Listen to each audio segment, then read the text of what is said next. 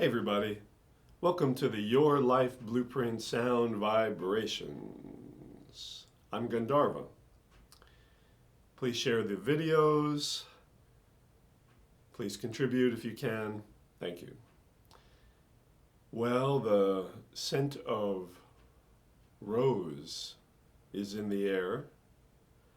So that must mean it's Friday, Idealist Day. If it's roses, it must be Friday. Stop and smell the roses today. And be the idealist, right? Look at things in the positive, not negative. Don't be around negative people today.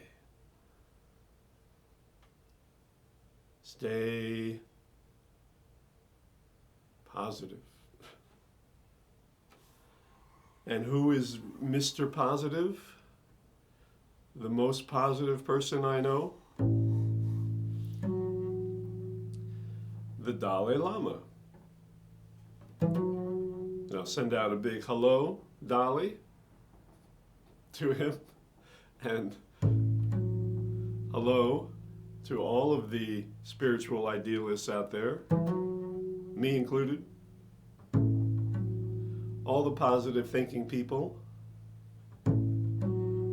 all the people who abhor negativity. Let's see what Hello Dalai has to say about it. He says, the mind's own basic nature is ultimately neutral. It can be influenced by negative as well as positive emotions.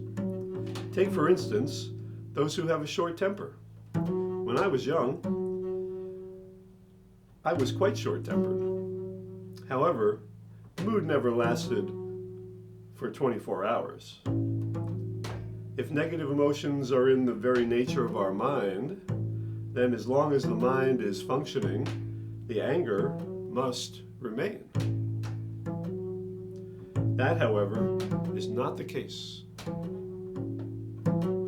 Similarly, positive emotions are also not in the nature of the mind. The mind is something neutral, reflecting all sorts of different experiences or phenomena. Furthermore, what is the demarcation between negative and positive emotions? There is no absolute demarcation, but a relative one. Those emotions such as compassion, love, and wisdom that produce a happiness more subtle, permanent, lasting, and satisfactory are positive. That is because we consider happiness as something good and something we must achieve. Everything that can help in that direction we consider positive. These positive emotions ultimately transform us into happier persons, more reliable and trustworthy. That is so because they are good, although we cannot identify them as such in the absolute sense. Everybody appreciates them on the conventional level, and therefore these are positive emotions.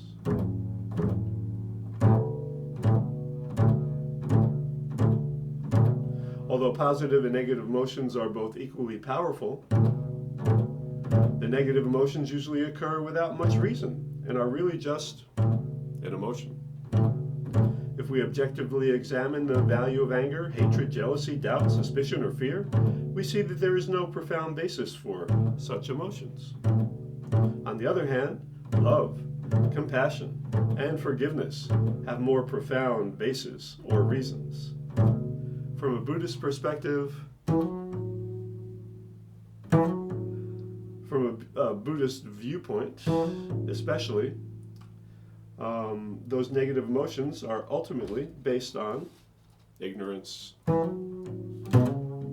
Ignorance here refers to a consciousness that perceives the nature of objects as having an independent existence.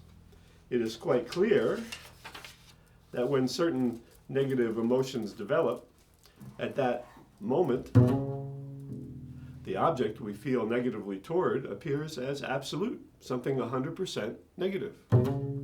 As long as that emotion exists, that object is absolutely negative. As long as that emotion reduces, as soon as that emotion reduces, the overall impression also becomes more positive. This shows how negative emotions cannot function without the help of ignorance. All negative emotions, therefore, are based on such ignorance. This ignorance or misconception, no matter how powerful, can be eliminated. Through investigation and meditation, we can develop deeper understanding. Subsequently, the negativity will be reduced and ultimately eliminated. This is the nature of the mind.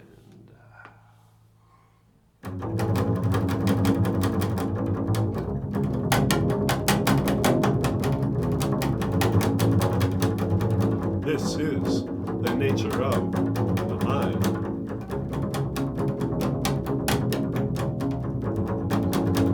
This is the nature of the mind.